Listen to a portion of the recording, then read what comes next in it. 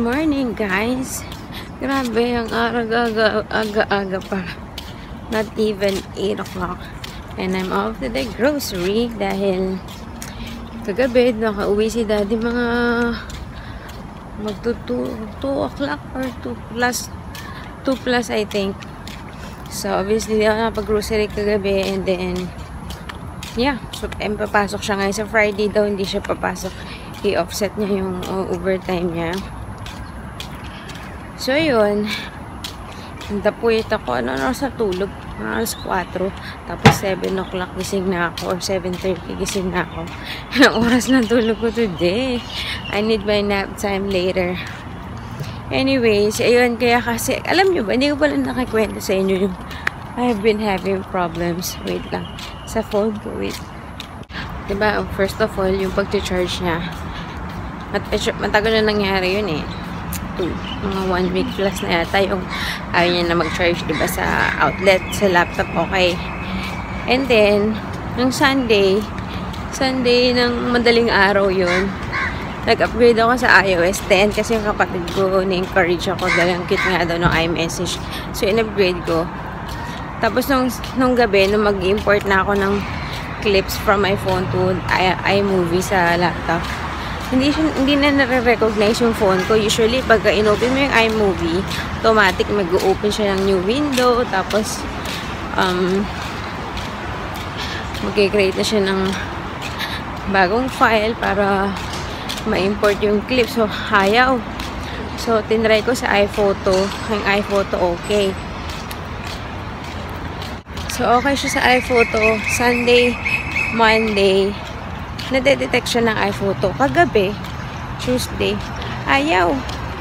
Tapos pati, so nagbabasa nga ako ng mga articles, paano i-downgrade ulit. Is feeling ko, ang naging problem, nag-start yung problem sa pag-connect, is nung nagsimula ako nag-upgrade sa iOS 10. So, nag-search ako paano ulit i-downgrade yung iOS 10. So, sabi, kailangan i-upgrade yung iTunes, bababa, i-connect sa iTunes. Yung iTunes ko naman, pag in-open mo, nakalagay invalid response from the device, Jurva. So, lahat may problema. Wait lang ah. Dito na ako sa grocery. Sarado ba pa? Sarado pa. Ayan, to be continued. And then, so, naisipan, may nabasa akong article na you can tweet daw yung support ng Apple at Apple support. Tapos, tinweet ko nga. Sabi ko, gano'n yung problema ko. Hindi na siya ma-detect ever since nag-upgrade ako sa iOS 10. Tapos, within minutes, nag-reply. Hindi ko na-expect. Tapos, tinanong niya, ano daw yung OS ko. Kung updated ba yung iTunes ko. Tapos, sinend ko yung screenshot na sabi ko. Yung screenshot sa iTunes ko, ano yung lumalabas. Tapos, sabi niya, kailangan daw kasi yung version is 10. Yung OS version dapat 10.9, 10.7 na yung sa akin. So yun, so kinailangan ko mag-upgrade sa Mac OS Sierra. Tapos yun, kagabi din-download ko, ang tagal. Hanggang sa natulog na ako, iniwan ko na nga lang na nag-download kasi alas 4 na. Hindi pa tapos. So yun yung story kagabi. I'm confused. Work Longganisa is a product of Singapore. Wow. Grocery haul. So I have the baboy mix ng spare ribs and pork belly. Sinabi na ba yung lutuin ko sinigang? And then I have milk for Zeb. I have calamansi, okra,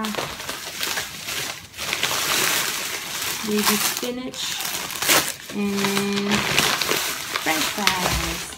Kasi bumili kami sa Pinas ng mga powdered na barbecue flavor, sour cream, cheese sa SM. Dahil dito, hirap makahanap yun.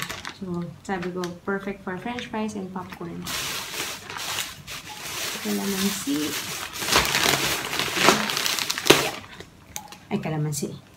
Kamatis. Toothbrush for Zach. And another strawberry. Ayan. I'm gonna cook breakfast first. Hi! Bagong kaya ng strawberry, oh. Pula-pula yung bibig. Anyway, it's 10:20. We're off to the post office. Magpapa-ship ako ng order. I have 3 left, pero 2 are reserved. Sa Friday siya magbabayad, tapos yung isa si Magden. Kaya, yes! Ubus na. Technically, hindi pa, pero ubus na yun. Kasi kanina nga din may nag-message. Sabi ko, ay sorry sis, wala na. 2 pa man din sana. Anyways, ayun. Tapos na ako magluto ng sinigang. When we go back, I can rest. Okay, let's go. Hello guys! Panghaling tapat, 12:30 and I'm out again para magpa-ship again. Yung supposedly magbabayad sa Friday, nagbayad siya ngayon. So, sabi ko pa-ship ko na. I mean, ngayon, gawin ko na ngayon habang, alam mo yun, medyo free pa. Kaysa patagalin pa para bukas ma-receive niya na. And yeah, sana lang natira. And that's reserved for Mag. Sa ano pa kayo magkikita sa birthday ni Zion. So yeah. Guys, pabalik na ako. And napadaan ako ng McDo kasi si Smay may kasalanan nito. Si Smay Orbe. Nag-comment siya dun sa, kaya naman vlog yun yung nag-shake fries ako. Tapos sabi niya nga, nag-agree nga siya sa akin na ito nga yung so far pinakamasarap na flavor ng shake fries ng McDonald's dito.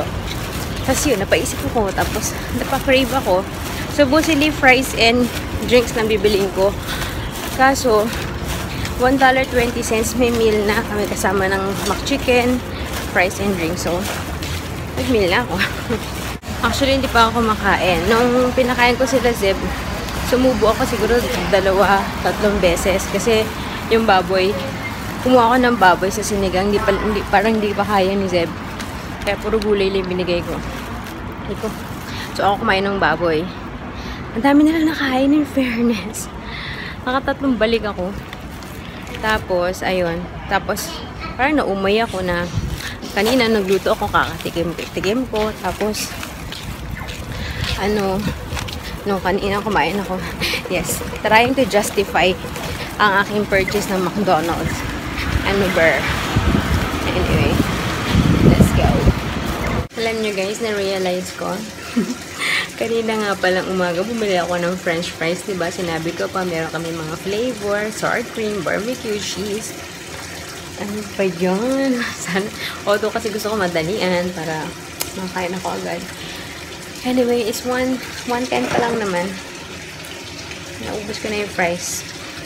Yung ano na lang, burger, and then nagsalang ko ng labada and okay na yung laptop ko. Oh my gosh, nakaano niya na, nadedetect na siya ng iMovie. So saka I like the new interface, ang ganda niya na ang tignan. So yun, yeah, see you later.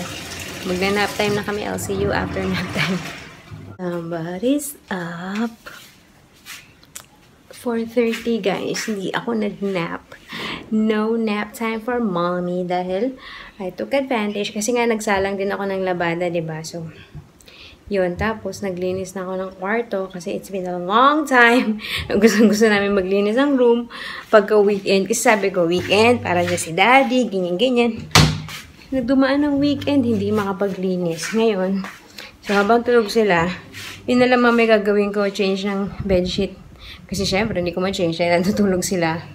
Mamaya, pagkagising. So, maglalaba ako ng bedsheet. Ha? Nakasalang yung damit nila 2 oras yun 10 minutes na lang. Imagine. Ano na? Si kuya ang una nagising. Gising siya, tapos parang nag-unat siya, tapos nakita niya ako nakataya. Sabi niya, Mami. Tapos na alimpungatan to. Tapos, si kuya, nakatulog ulit, ang daya. Ayos pa sana ako eh. Gusto kong mag-ayos ng... Ang dami kong gustong gawin. Gusto kong bumili... Gusto kong bumili ng yung mga kunyari, acrylic organizer para sa mga nail polishes ko, sa makeup ko, ganyan-ganyan.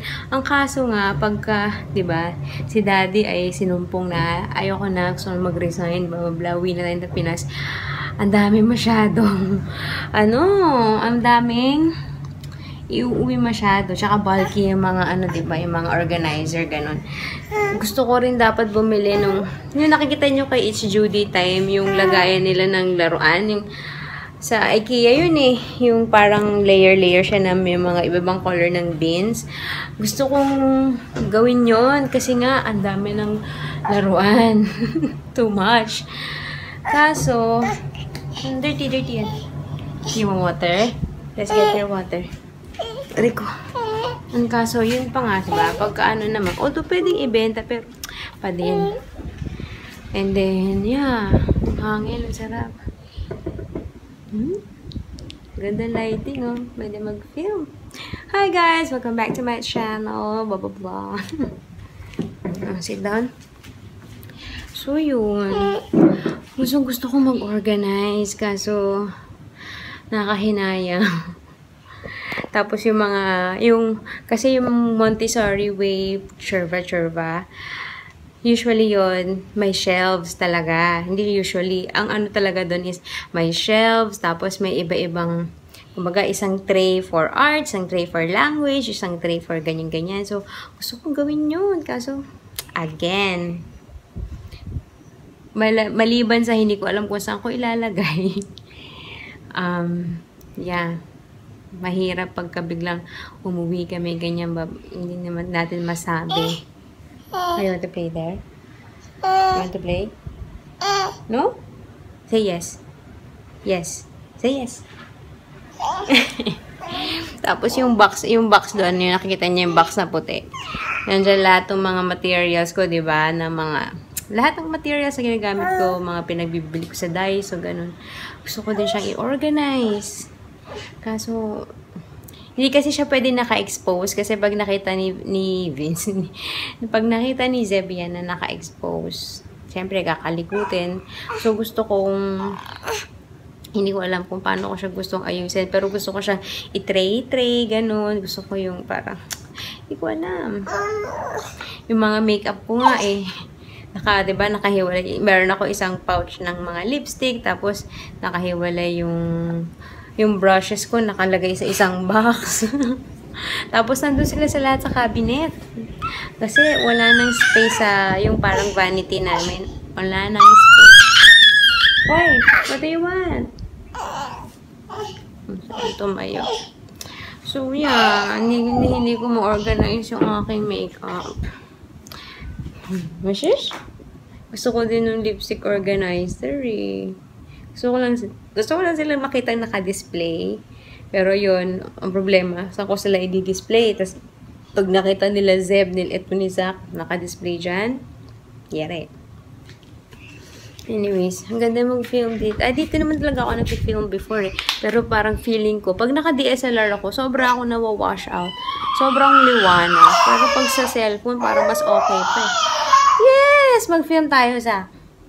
What do you want to film? Baby, that's my makeup. Okay. So, yeah. Hindi ko alam anong merienda namin. Umalis sila, sila in-laws. Kasama ang akong sister-in-law. Lahat sila. Nagpunta ng Vivo City.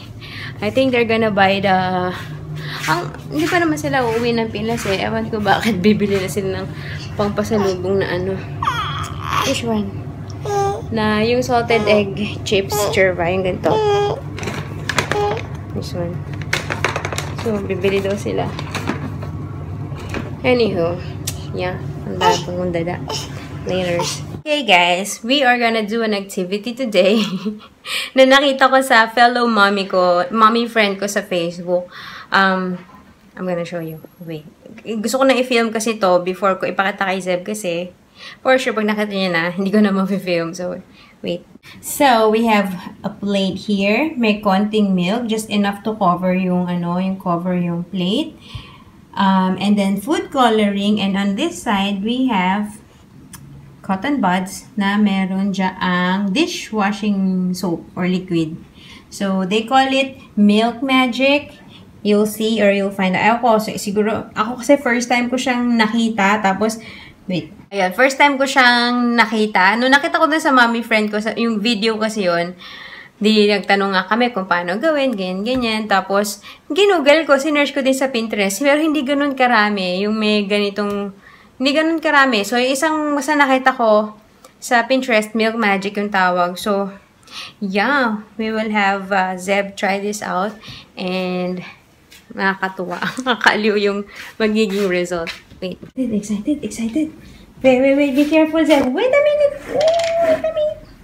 Okay. Oh, wait. This side. That one. You dip it there. Can you see what happens? Yeah, dip it. Whoa! Go. Some more. Dip it. Dip it in the pink color. Wow! In the yellow color. Masyadong dark yung blue ko. Wow! Some more. Ang galing, ano? I don't know why the milk resists the detergent or the dishwashing. Wow! The dishwashing soap. Wow! You dip the cotton buds here. Zeb. Dip it again. And then you dip it on the color again.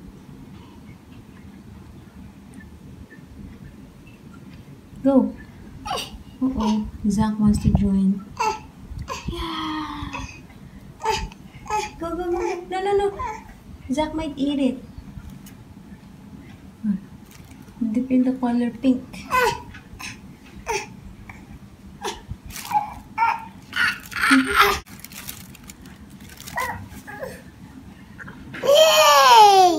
You like it? Some more. Dip in the middle. You dip it in the middle. I think you need more soap. Yeah. Hey guys! Time to eat. Mag-iinit pa lang ako ng ulams. Si Daddy, papakainin ko na yung dalawa. Si Daddy, nandiyan na sa Parkway, sa mall. I don't know what he's doing there. Kaya sabi ko, ibili mo ba ako ng pasalubong? Mukhang pasalubong. Bata pa lang kasi, ewan ko ba? Bata pa lang kami. Kasalanan to ng magulang namin. Yung parang sinanay na kapag umaalis sila mama, pag uwi, pasalubong, tapos natatandaan ko na pagalitan kami one time na. Kasi, kami, parang lumaki kami na nagmamano. So, natatandaan ko yung isang beses na pag uwi nila, ang bukang bibig agad namin, anong pasalubong, hindi pa kami nagmamano. Ala, galit yung mama ko. Pagagalitan kami. Tapos yun, sabi, hindi pa kayo nagmamano, pasalubong na kagad. Anyway, kaya ganun. Kaya parang laging bukang bibig ko kay Daddy, anong pasalubong mo? Hindi naman yun mahilig magpasalubong. Kung hindi pa ako magsasabi, hindi magpapasalubong yun. Kung ako, yeah, sila, ako ko lang. Kasi, pagka lumalabas ako, diba, minsan nag-off ako. Lumalabas ako, minsan naisip kong bumili kay Zeb. Pero, mahirap, wag na i-justify. Kasi kung sa toys, ang daming toys. So, either pagkain or parang small, basta may small something akong inuuwi. Masaya na ako at masaya na rin sila Zeb doon. Yun lang. Pero, dapat, mali nga kasi nga ako ngayon tuloy nag-expect lagi ng pasalubong. Mukhang pasalubong. Anyways, yeah, so papakainin ko na yung dalawa pero wala pa yung mga in-laws ko. So, hindi ko alam paano kami makakapagsabay ng kain ni Daddy. But, pwede naman, nagagawa naman namin before. But yeah. So, yun. Kain. Hello guys! Grocery time. Actually, ang kailangan ko lang bilhin sa grocery, kamatis lang. Kasi meron na ako. Bukas magmumunggo ako. So, may munggo na ako. Tapos yung natira, kasi kanina bumili ulit ako ng baby spinach para sa sinigang. Ang dami pa noon. So, sasahugan ko din siya ng baby spinach. Tapos kanina, sumobra din yung bili ko ng pork belly para sa sinigang. So, may pork belly pa ako. Nag-isip ko nga pang pork belly or tuyo ang sasahog ko. Kasi may tuyo pa ako dyan. Hindi ko na nagagamit. Nung uwi pa namin yun nung April. So, yeah. So, technically, kamatis lang. Which, the last time nagluto ako ng sinigang ng munggo, Kahit walang kamatis, okay naman. Pero, gusto ko lang din makalabas. You know. So, yeah. Tingnan natin kung ano pang madadala ko pa uwi after. Let's go. Hey, guys. I'm home. Uh-oh. Quick haul. Just a quick haul. So, sabi ko nga, kamatis lang ang kailangan ko and it's only 55 cents. Pero umabot ng $14 yung aking grocery. Na-miss ko mag-banana muffin. Sabi ko kanina, banana choco muffin ako. Tapos nag-Pinterest ako. Ay, nakita ko yung walnut. Nakita ko ng walnut. Sabi ko, parang bet ko ang banana walnut. So, nag-Pinterest ako. May mga lumabas na banana walnut muffin. Tapos may lumabas din na banana walnut bread. Para mga copycat daw ng Starbucks. So, like, why not? Let's do it. So, I bought bananas. Pinili ko talaga yung parang medyo pabulok. Yun naman bulok. Yung ma-overripe. And then, bumili ako ng refill ng chopped garlic. And then, bumili ako ng, dito ko, wala kasi akong muffin, wala akong, yung pang bread. So, yan. 3 pieces. Aluminum yun. Tapos, bumili din ako ng, coconut water. Na-try ko na to nung nagpunta kami sa clinic. Katabi kasi nung 7-Eleven. Tapos, napabili ako nito. It's yummy. Yung nagustuhan din ni Zach.